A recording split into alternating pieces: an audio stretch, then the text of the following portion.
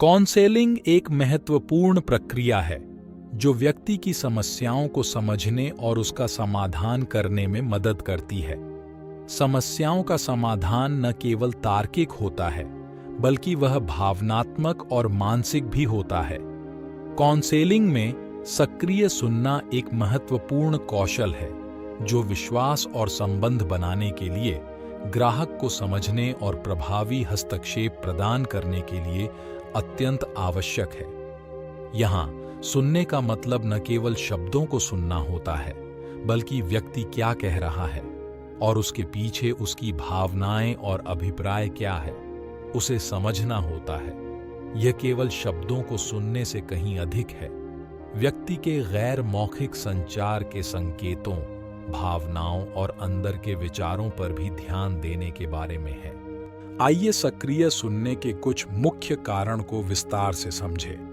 पहला है विश्वास और संबंध बनाना। जब ग्राहक महसूस करते हैं कि उन्हें सुना और समझा जा रहा है, तो वे अधिक खुले और ईमानदार हो जाते हैं।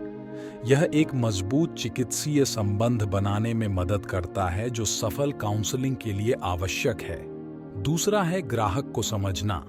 सक्रिय सुनने से काउंसलर को ग्राहक के अनुभवों, विचारों और भावनाओं की गहरी समझ प्राप्त करने में मदद मिलती है। ये उन्हें ग्राहक की विशिष्ट आवश्यकताओं के अनुरूप हस्तक्षेप प्रदान करने में सक्षम बनाता है।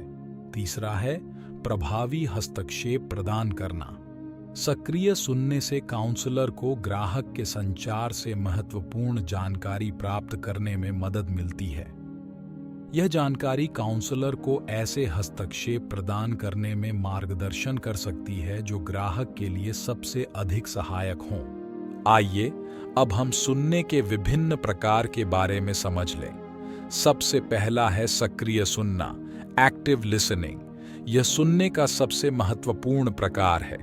इसमें ग्राहक के शब्दों, भावनाओं और गैर मौखिक संकेतों पर ध्यान देना होता है। सक्रिय श्रोता प्रतिक्रिया प्रदान करते हैं, सवाल पूछते हैं और यह सुनिश्चित करते हैं कि वे ग्राहक को सही ढंग से समझ रहे हैं। दूसरा है सहानुभूतिपूर्ण सुनना। यह ग्राहक के दृष्टिकोण को समझने और उसकी सराहना करने की क्षमता है। सहानुभूतिपूर्ण श्रोता ग्राहक की भावनाओं को स्वीकार करते हैं, भले ही वे उनसे सहमत न भी हों। तीसरा है परामर्शात्मक सुनना। यह ग्राहक को सलाह या मार्गदर्शन प्रदान करने पर केंद्रित है। परामर्शात्मक श्रोता ग्राहक को अपनी समस्याओं को हल करने और निर्णय लेने में मदद करने के लिए प्रश्न पूछते हैं और सुझाव देते हैं। और अंतिम है निष्क्रिय सुनना, पैसिव लिसनिंग। यह सुनने का एक प्रकार है जिसमें श्रोता कोई प्रतिक्रिया या टिप्पणी नहीं देता है। निष्क्रिय सुनना कुछ स्थितियों में उपयोगी हो सकता है, जैसे कि जब ग्राहक को बस अपनी बात कहने की आवश्यकता होती है। आइए अब हम देखते हैं कि सुनने के इस कौशल में हम कैसे सुधार ला सकते हैं। सबसे पहला है सातत्यपूर्ण अभ्यास। सक्रिय सुनना एक कौशल है जिसे अभ्यास के साथ विकसित किया जा सकता है।